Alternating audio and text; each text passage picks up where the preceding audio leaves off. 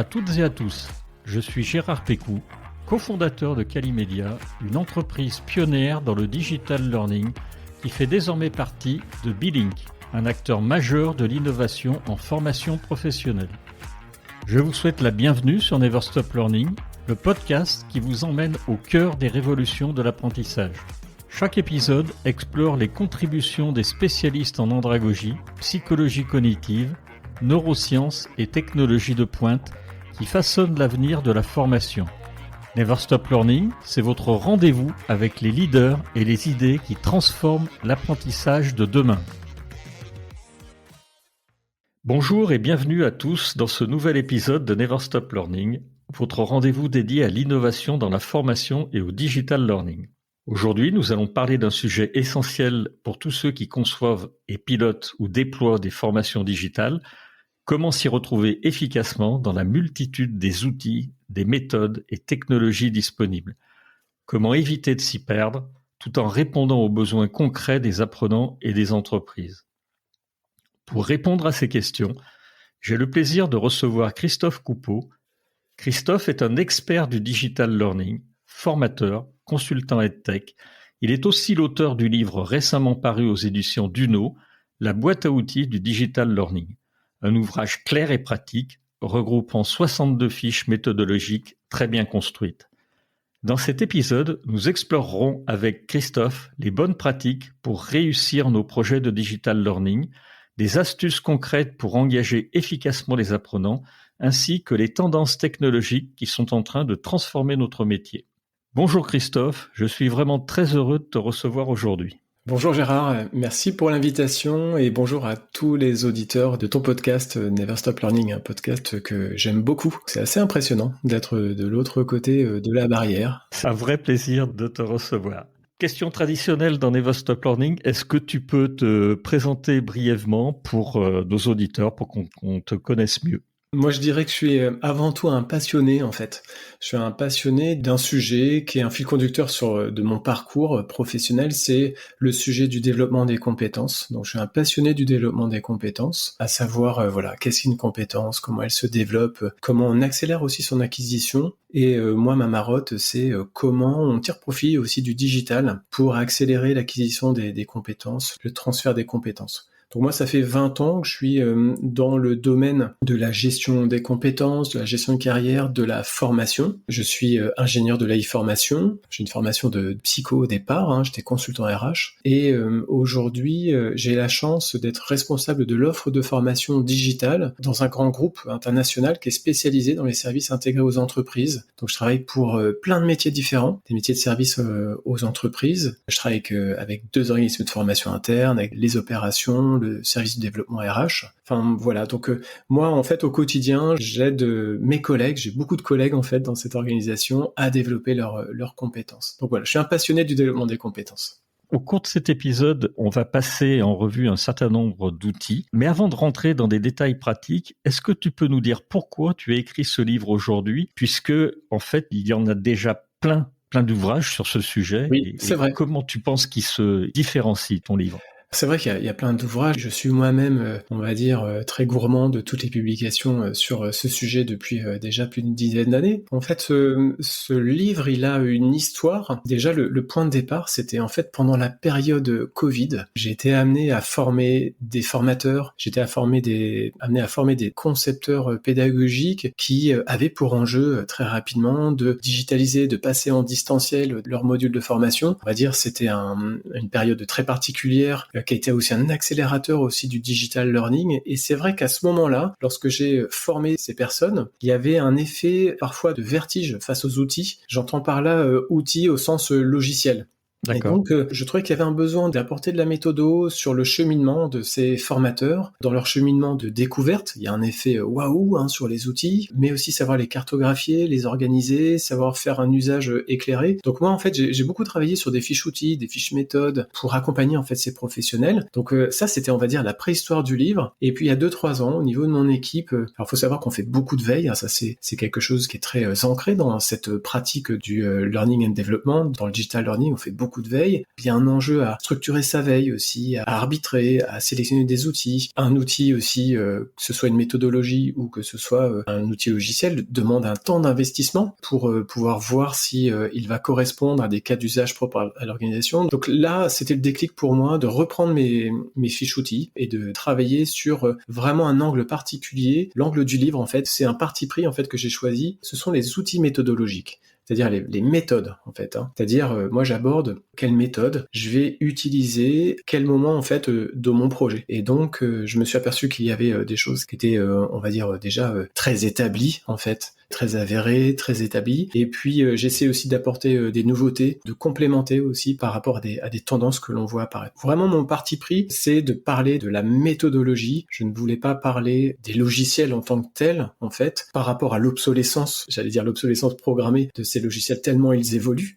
Rapide en tous les cas. Voilà, et je pense que c'était pas cohérent avec un projet de mise à l'écrit. Et puis aujourd'hui, il y a suffisamment de documentation, de vidéos, de support pour apprendre des choses. Non, en fait, moi, je voulais apporter une vision plutôt sur comment je construis ma pratique, en fait. Comment je construis ma pratique du digital learning. Il y a beaucoup de choses. C'est un univers qui est quand même très foisonnant, en fait. Je sais pas ce que t'en penses, toi, Gérard. Si, je suis complètement en phase. Ouais. Et de plus en plus.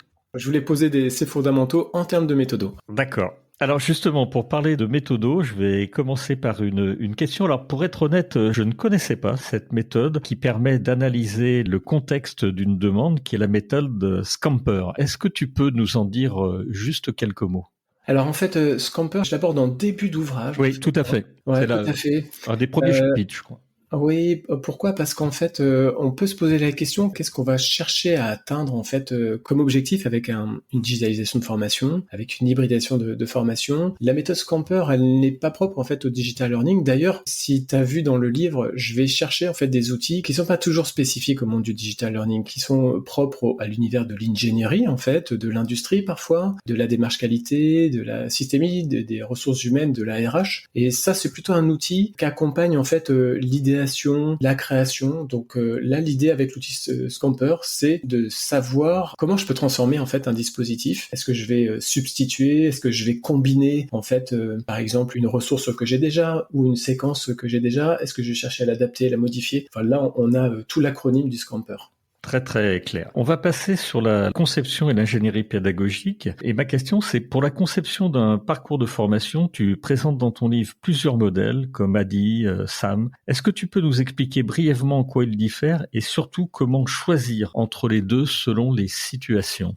Alors effectivement, là on est sur des outils très ancrés, tout de même très identifiés. Oui. Je pense que ton auditoire les maîtrise en fait parfaitement. Ils ont une place tout de même centrale. Ils ont une place centrale à la fois pour on va dire les chefs de projet, les concepteurs, bien sûr. Ils permettent d'expliciter la démarche auprès des parties prenantes. Et ça, je pense que c'est un point qui est très important, puisque si tout le monde connaît la formation, tout le monde dans une organisation, une entreprise, tout le monde a été formé, tout le monde connaît ces contextes-là, tout le monde ne connaît pas forcément les méthodes, tout le monde ne connaît pas l'organisation d'un projet. Déjà, ces outils, ils aident à expliciter auprès des parties prenantes, eh bien, voici la démarche que l'on va adopter. Donc, on va adopter plutôt une démarche ADDIE, ou plutôt une démarche SAM. Donc ça permet aussi d'informer, de faire la pédagogie auprès des parties prenantes. Maintenant, ces deux démarches sont à la fois différentes, mais comportent des complémentarités. En tout cas, à mon sens, elles se rejoignent. On peut les faire se rejoindre. Alors, d'un côté, on a la démarche ADDIE, qui est en fait une démarche, une approche qu'on peut qualifier de séquentielle,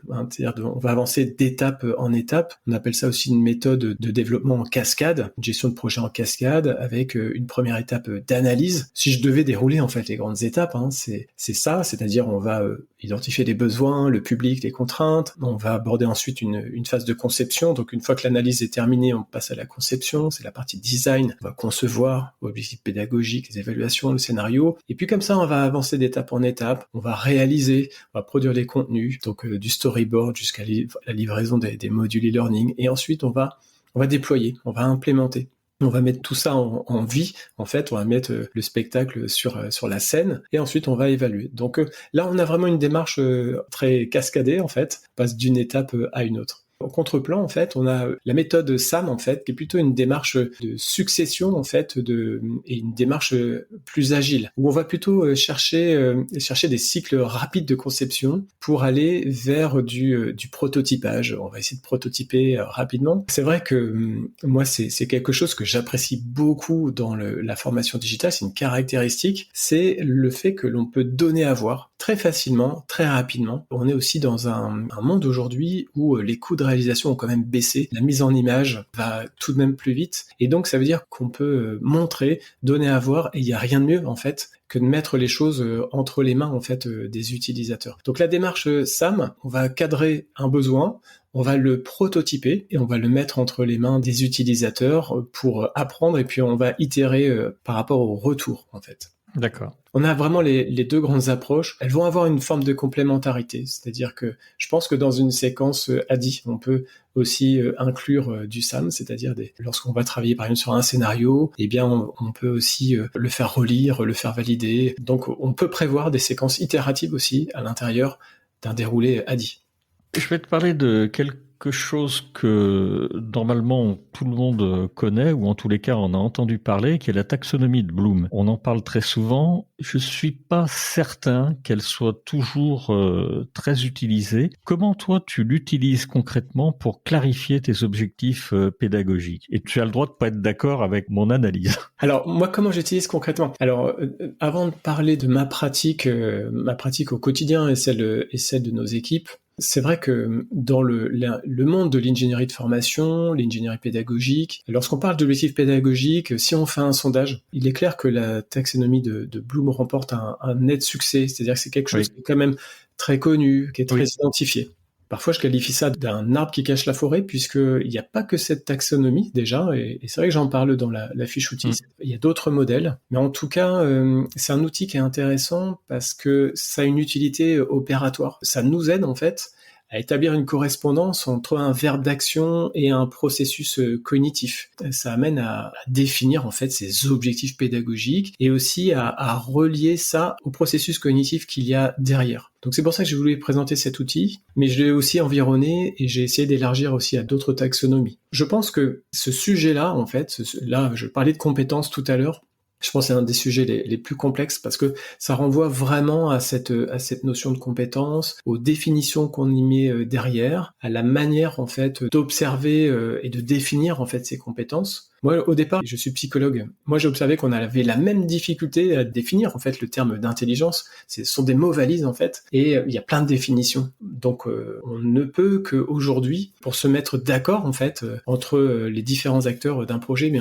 d'utiliser une taxonomie, c'est quelque chose qui va nous aider à identifier les objectifs concrets que la formation va chercher à atteindre. Et bien sûr, ça nous aide à identifier les processus cognitifs qu'il y a derrière, leur niveau de complexité aussi. C'est vrai que la taxonomie aussi, elle est bâtie sur une sorte de progression, alors à laquelle moi j'adhère pas forcément, comme s'il y avait une progressivité entre les processus cognitifs. Pour moi, ils sont d'ordre différent, mais en tout cas, ça donne un outil qui permet de se parler, de se comprendre. Tu parlais en introduction de la période Covid. Finalement, au moment de cette période et jusqu'à aujourd'hui, la digitalisation des parcours de formation, elle s'est accélérée. Tu en parlais un tout petit peu tout à l'heure. Selon toi, quels principes clés doit-on respecter lorsqu'on transpose du présentiel vers une classe virtuelle? Tu as une fiche qui est dédiée à ça. Est-ce que tu peux nous en dire quelques mots?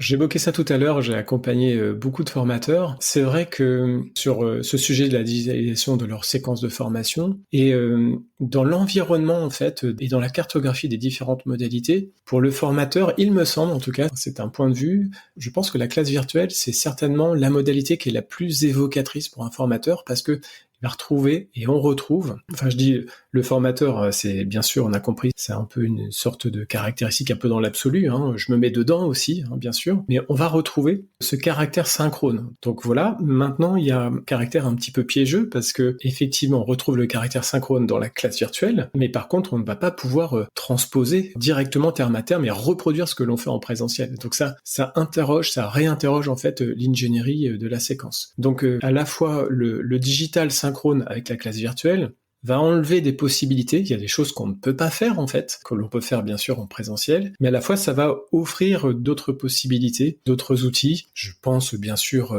aux sous-groupes qu'on peut organiser dans des outils de classe virtuelle. Ça supprime des possibilités, mais ça en ouvre d'autres. Et donc, ça amène à être malin, en fait. Le digital, le synchrone, ça amène à être malin, à introduire des activités qui seront à réaliser pendant la classe virtuelle, mais on ne pense pas souvent aussi à l'amont de la classe virtuelle. On va faire que la classe virtuelle soit pas un temps unique, mais s'inscrive entre un amont et puis un aval, en fait, des activités à faire avant. Comment aussi je vais rendre acteurs, en fait, mes apprenants sur cette séquence pour éviter la Zoom fatigue. Donc ça réinterroge l'ingénierie de cette séquence. On parlait de Scamper tout à l'heure, on peut s'appuyer sur cette méthode-là aussi, mais il faut être prêt, en fait, à se dire, je vais peut-être abandonner des choses, je vais peut-être refaire. Ça réinterroge, en fait, la manière d'aborder les choses. Je pense aussi que ça implique côté formateur, parce que quand on est formateur, on est exposé dans cette séquence-là, synchrone. On a besoin, bien sûr, de maîtriser son sujet, les messages clés, les activités, les séquences, et il y a cet élément technique aussi, la visio. Donc pour moi, ça implique de passer par une maîtrise, en fait, de l'outil. Et c'est Albert Bandura qui parle de sentiment d'efficacité personnelle, donc faut que je me sente efficace, en fait, sur la maîtrise de l'outil de visio. Et puis il faut que je me sente efficace aussi dans mes repères de formateur, dans mes rituels d'ouverture de séquence, dans mes rituels de gestion des tours de parole, des pauses, des exercices, des fins de classe virtuelle, puisque quand on est formateur, on est habitué à ça, on va ouvrir une séquence, on va mettre en place des pauses, il n'y a pas que cette partie purement qui peut être transmissive ou d'exercice expositif. Donc voilà, recréer une nouvelle grammaire, et prendre en main cette nouvelle grammaire, je pense que ça c'est un point important. Donc voilà, un outil qui parle, en tout cas je pense aux formateurs, mais qui interroge l'ingénierie de la séquence. Je sais pas si je suis clair dans ma réponse. Si, je trouve que tu es très clair. On va passer à l'étape suivante qui est la gestion du projet de digital learning. Dans ton livre, tu recommandes la matrice Brassey. Comment tu l'appliques concrètement pour clarifier les rôles dans un projet de digital learning? Tu l'appliques systématiquement? Tu l'utilises systématiquement? Alors, je ne l'utilise pas systématiquement. Alors, soit je vais vraiment aller au bout de la démarche, c'est-à-dire que je vais vraiment, sur des projets, surtout avec lorsqu'il y a beaucoup d'acteurs autour de la table, et lorsqu'il y a un projet à fort enjeu, lorsqu'on est sur un projet conséquent, lorsqu'il y a également des risques de rupture dans le projet ou une organisation un peu particulière, ça je vais l'utiliser systématiquement. Je vais aussi l'utiliser lorsque je suis avec des acteurs, des parties prenantes qui n'ont pas l'habitude de ce type de projet. Ça, c'est un élément important. Ensuite, moi, je m'aperçois dans ma pratique qu'une fois qu'on a des acteurs qui ont déjà participé à ce type de projet, ils intègrent en fait leur rôle, en fait, c'est-à-dire leur rôle en tant qu'expert du contenu, par exemple, en tant que sponsor, en tant que commanditaire, en tant que valideur. Moi, je l'utilise dans certaines configurations, mais après, une fois que chacun connaît ses rôles, je vais avoir une approche plus souple. Donc encore une fois, ça c'est un outil qui nous sert, nous, dans notre projet, bien sûr, mais qui sert au projet en lui-même, puisque ça va permettre de clarifier qui est responsable de quoi. C'est vrai que dans un projet de digital learning, ça peut prendre du temps, les acteurs peuvent changer, donc le point de départ peut un peu se déliter ou se perdre, et on a besoin aussi d'avoir, entre guillemets, des clients, même si ce sont des clients qu'ils soient externes ou internes, pour moi il n'y a aucune différence, mais qui vont suivre, qui vont réceptionner, voilà, puisqu'on peut très vite arriver sur un point un peu où le projet peut caler parce qu'on a personne qui réceptionne, on a personne qui nous fait le retour. Ça peut être engageant aussi pour certaines parties prenantes qui n'avaient pas perçu cet enjeu de valider, et c'est exposant aussi, ça, c'est responsabilisant. Donc ça permet de cartographier, et puis aussi ça permet aussi d'oublier personne. Oui. Voilà, parce que voilà combien de projets où on arrive au bout et puis on a un acteur, on s'aperçoit qu'il y a un trou dans la raquette, comme dirait l'autre. Pourtant cet acteur-là peut être très important dans le déploiement, etc. Donc ça permet d'oublier personne. On va parler de la production des contenus digitaux. Quelles sont, selon ton expérience, les erreurs fréquentes en production de contenus digitaux et comment on peut les éviter finalement facilement? Alors sans vouloir être négatif, mais c'est vrai qu'il y a beaucoup de pièges. Et puis d'ailleurs, j'ai une fiche outil où je parle de l'analyse systémique des risques. Absolument, oui. Moi, mon message, c'est de dire tout ne repose pas sur le module e-learning, quelle que soit sa beauté, ses interactions, la gamification, le storytelling. On peut mettre le paquet, tous les efforts là-dessus. S'il manque certains éléments, pour moi, c'est créer l'alignement des astres. C'est faire en sorte que tout s'enchaîne bien. Mais concernant les contenus digitaux, il y a beaucoup d'écueils, mais je dirais tout simplement, il faut savoir se mettre à la portée en fait de ces apprenants, déjà de les comprendre, leur mode de fonctionnement. Moi, il y avait quelque chose qui m'avait marqué en échangeant avec l'instituteur d'un de mes fils qui était en CE2 et qui disait je leur fais faire des petits exposés. Il disait, cet instituteur, parce que les enfants ont leur chemin pour s'expliquer les choses en fait. Oui. Et ça, c'était super intéressant. Ça voulait dire que lui, en tant qu'adulte, n'avait pas ses chemins, quoi. Il avait cette modestie de se dire, nous, on a notre chemin en tant qu'adulte, et eux, entre enfants, ils avaient leur manière, en fait, de s'expliquer les choses. Ils savaient se mettre à la portée. Donc, voilà, ce conseil-là, on peut tout à fait le reprendre pour la formation des adultes. C'est se mettre à la portée en termes de vocabulaire, etc. À mon sens, plus on va dire, on est dans la compréhension, dans une démarche d'empathie, en fait, tout simplement, du contexte dans lequel va se retrouver le collaborateur au moment de la formation ou au moment où il va devoir transférer cette compétence, mieux on se porte dans le projet. Donc voilà, je pense que ça fait partie des bien observer. Pensez aussi à la mise en action, les call to action, c'est-à-dire Oui. le module par exemple se termine, qu'il puisse se conclure sur un appel à l'action pour inviter notre apprenant qui a été entre guillemets, moi je dirais peut-être semi-passif face à son écran en suivant un module, à lui dire là maintenant c'est à vous de jouer en fait, mettez en application, etc. Donc tout ça se prépare en fait. C'est un peu comme si tu suis une vidéo sur du prompting sur l'IA, ensuite tu mets en application pour activer en fait et transférer ce que tu as appris ou découvert dans un module. On a terminé le projet. Tu parles d'analyse post-mortem. Oui. C'est un terme qu'on entend souvent, mais qui là aussi est quelquefois pas utilisé. Est-ce que pour toi c'est simplement utile ou est-ce que c'est indispensable une analyse post-mortem ?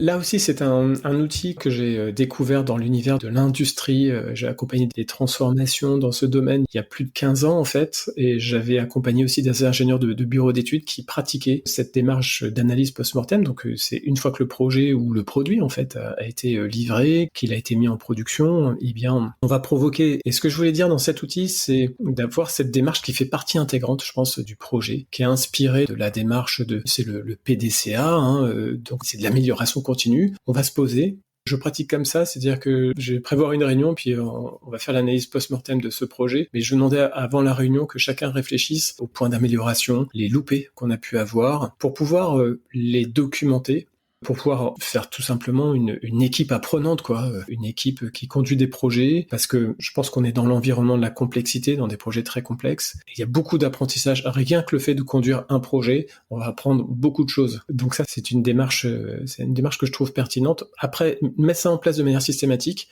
non, pas forcément, puisque parfois on a un tel retour d'expérience que on sait déjà des choses et puis on n'a pas de découverte faite au cours du projet. Après, la démarche qualité aussi, ça correspond à un certain coût. Est-ce qu'on a besoin d'investir ce temps-là ? Parce que si on investit ce temps-là, mais qu'on en place une réunion, mais qu'il n'y a rien qui ressort aussi, parce qu'on connaît déjà, je sais pas moi, admettons, une formation réglementaire ou une formation sur un logiciel. On a déjà l'expérience de créer des formations sur ces sujets. Je pense qu'à la 15e formation qui est créée sur du logiciel, on n'a pas besoin de faire une analyse post-mortem. Par contre, on va en avoir besoin si on attaque des publics particuliers, des compétences particulières. Donc là, j'ai une vision plutôt souple. Faut être oui, je vois, ce qui est très bien. On va aborder la diffusion des contenus. On avait déjà fait un épisode avec Morgane No qui nous a expliqué les différences et les avantages entre un LMS, un LXEP, un CMS.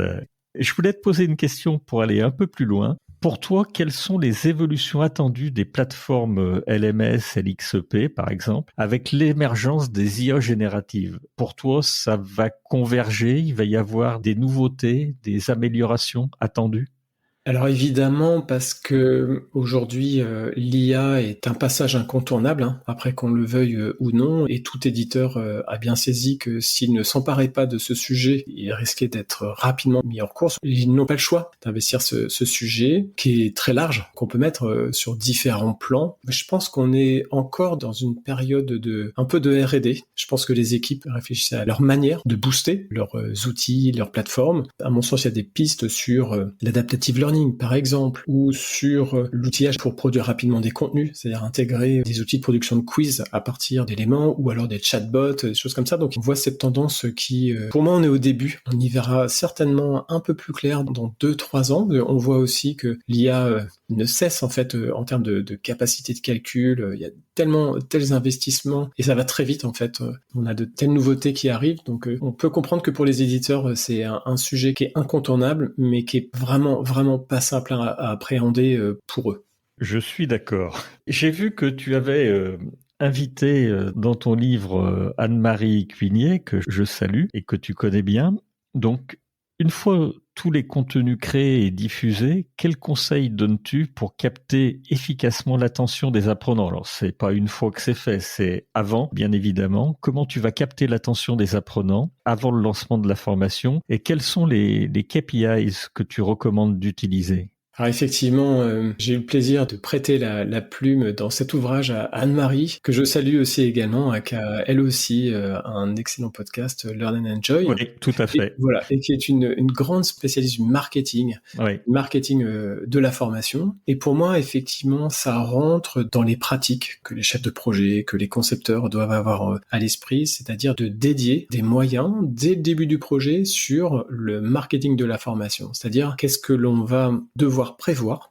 Et je pense que ça se réfléchit tout au début du projet, à moins que l'on soit dans une volonté on va dire, d'alimenter des étagères, en fait, une étagère de formation qui sera mise à disposition de collaborateurs, à moins que l'on souhaite être dans cette démarche-là. Et dans ces cas-là, le marketing de l'offre sera plutôt limité, ou soit on est dans une démarche d'aller chercher de la traction, de développer la visibilité de l'offre de formation. En tout cas, ça se pense au tout début du projet et les moyens ne sont pas à négliger, moyens de communication. Donc moi, mes préconisations, c'est d'investir les codes en fait du marketing, la grammaire du marketing de la formation. C'est pas un gros mot, je pense pas. Derrière ça, c'est faire connaître dans cette guerre de l'attention, parce que nos collaborateurs, les collaborateurs, mais je pourrais parler d'étudiants, on est dans ce monde digital qui nous sollicite beaucoup, et donc il faut, nous en tant que concepteurs, qu'on crée, on va dire, des angles d'attaque pour capter l'attention, l'intérêt, pour que nos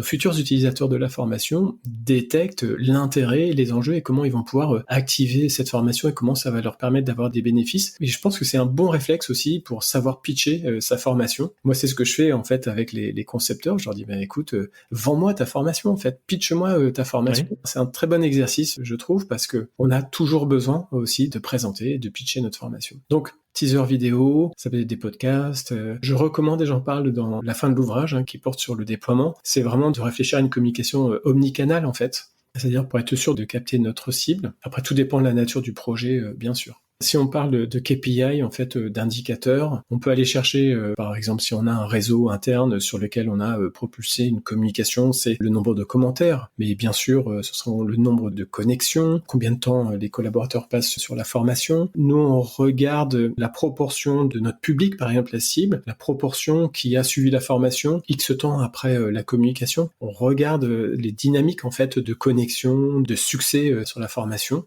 On monitore nos campagnes, C'est grâce aux data que l'on collecte à partir des LMS et LXP qui nous aident beaucoup. Donc aller chercher des indicateurs qui nous permettent de mesurer l'impact de nos campagnes en fait de formation.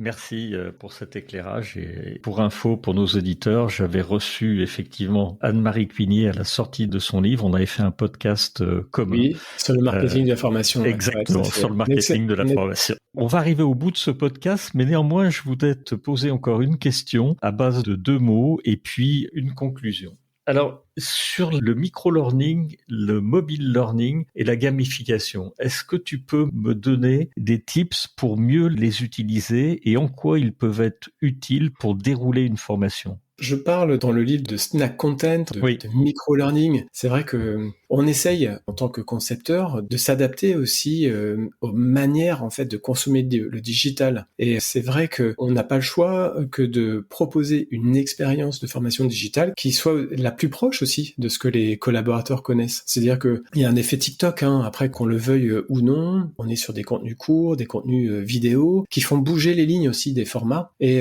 c'est vrai que faudrait pas, on va dire, s'enfermer dans une tour d'ivoire en disant non, si on propose un module de 45 minutes, point de salut. Non, moi je suis assez partisan en tout cas de m'inspirer des manières de consommer le digital. Et puis aussi, je pense que nos collaborateurs aussi manquent de temps sur le terrain, donc faut être très attentif à la durée de ces modules. Maintenant, il y a des contreparties et puis il y a des effets incompressibles. C'est-à-dire que une formation, à un moment donné, c'est du travail côté apprenant. Je parlais d'acquisition de compétences, mais pour qu'une compétence se développe, il y a un temps incompressible, sauf si on a, on va dire de manière entre guillemets innée, des capacités à absorber certaines choses. Mais en tout cas, il y a un temps incompressible. Donc Il y a quand même des écueils sur les aspects courts. Moi, j'en vois un, c'est la question de l'indexation. C'est-à-dire que si on a beaucoup de ressources, c'est comment nos collaborateurs les trouvent, comment on fait pour que ça ne devienne pas une bibliothèque dans laquelle on va pas pouvoir se retrouver. Donc, il y a un enjeu de donner de la lisibilité et comment aussi on les inscrit dans un parcours pédagogique, dans une progression pédagogique. Si je devais prendre un exemple, c'est aujourd'hui,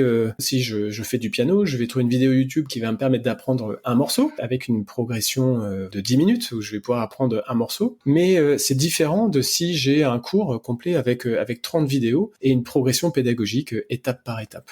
Donc là aussi, ça renvoie aux compétences, c'est-à-dire est-ce que je veux développer un geste métier précis, très court, ou est-ce que je veux développer un ensemble plus large de compétences. Donc voici ce que je pourrais en dire, mais en tout cas, ça se développe effectivement beaucoup. La toute dernière question qui sera la conclusion de ce podcast. Elle est compliquée, mais j'aimerais vraiment avoir ton avis, surtout après tout le travail que tu as fait sur ton livre. Tu l'évoques également. Comment tu vois l'intégration de l'IA? C'est une question et je ne pourrais pas ne pas te la poser, même si on en est presque quelquefois à l'overdose. Et puis, avec l'IA, je pense qu'il va y avoir, avec la blockchain, l'intelligence artificielle, une accélération de la sortie des technologies immersives comme la VLR ou la réalité augmentée, qui vont être utilisées en digital learning, notamment avec l'arrivée promise cette fois avec des lunettes qui marcheront, qui éviteront d'avoir des casques très très chers et très lourds. Comment tu penses que ça pourrait impacter toutes ces technologies, nos métiers ou les métiers de la formation? C'est vrai que on est pris entre différentes postures. Déjà, en tant qu'utilisateur, on est obligé de faire une veille, de suivre ça. Et déjà, c'est quelque chose qui mobilise énormément, puisqu'il y a énormément de publications, énormément de cas d'usage. Ça grandit de jour en jour. Donc, moi, en tout cas, je pratique une veille, je me forme sur les prompts, je forme mes collègues sur les prompts, je forme nos équipes sur l'IA. Ça, c'est un point clé. On sait que on est dans un aspect, un tournant, en fait, important. Et ça, c'est clair. Un passage obligé, qu'on le veuille ou non, là aussi. Moi, je m'interroge sur nécessairement, je pense, sur l'empreinte écologique, en fait, environnementale de tout cela. Moi, j'ai l'impression que on n'a pas le choix, en fait, que d'utiliser tout de même des outils dont on sait que l'impact environnemental est, entre guillemets, délirant. Il est possible, à mon sens, qu'on soit récupéré par la patrouille dans 10 ans ou dans 15 ans et que nos enfants et nos petits-enfants nous disent comment ça se fait que vous avez fait ça à ce moment-là. Et il est possible qu'on ait aussi développement de peut-être de critères, un peu de bilan carbone de la formation. Moi, je pense qu'il y a des choses qui vont peut-être se développer sur cet axe-là pour qu'on soit déjà en tant que concepteur en se disant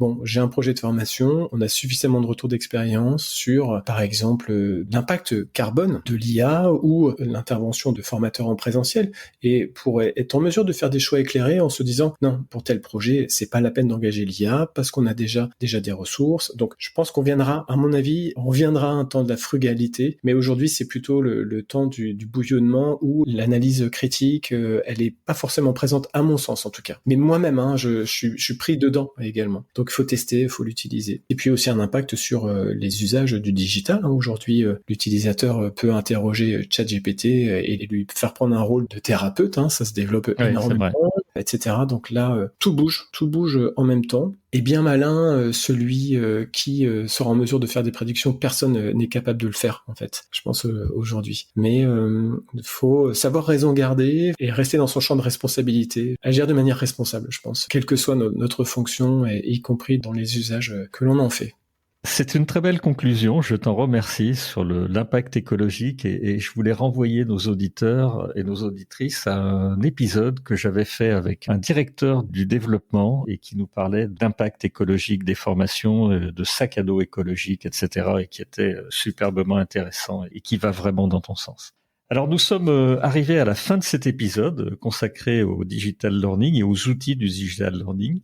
Merci beaucoup Christophe, très sincèrement d'avoir partagé ton expérience et tes conseils. Merci à toi. Issus de ton livre, dont je rappelle le titre, c'est la boîte à outils du digital learning, donc de Christophe Coupeau, où tu livres 62 outils clés en main, plus 11 vidéos d'approfondissement. C'est écrit sur la couverture du livre que j'ai en face de moi, c'est édité aux éditions Duno. Ce que je retiens particulièrement de notre échange, c'est que la réussite d'une formation digitale repose sur une ingénierie pédagogique rigoureuse, pilotage méthodique et surtout la capacité à placer l'apprenant au centre du dispositif. Chères auditrices et auditeurs, je vous recommande vraiment cet ouvrage qui est un véritable guide pratique à avoir près de vous pour structurer vos projets. C'est bourré d'informations, de fiches pratiques qui sont sincèrement très bien faites. N'hésitez pas à partager cet épisode, à le commenter ou à le noter sur votre plateforme d'écoute préférée. Merci encore une fois Christophe et je vous dis à tous à très bientôt pour un nouvel épisode de Never Stop Learning. Et d'ici là, surtout, continuez à apprendre. C'est très bon pour votre cerveau en termes de neurosciences. Expérimentez et surtout, Never Stop Learning. À très bientôt.